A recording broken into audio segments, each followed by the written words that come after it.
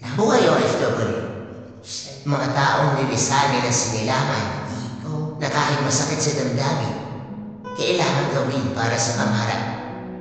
Bagamat habang papalayo ang hakbang ng mga paa, naiiwan yung presensya ng pagmamahal. Mga taong nakaliti sa harap ng ibang tao upang hindi mahalata na sila'y pagod. Na minsan, sinasabing masarap ang pagkain dahil ay hindi talaga gawin. Sila'y mga taong mapagpanggap na ayos pa ang lahat. Ngunit sa likod ng mga nakaliti nilang labi sa isa, nakatago yung hirap, pagod at lungkot. Ayaw nilang ipakita na nahihirapan sila. Sapat na yung simpleng kamusta o tawag sa kanila.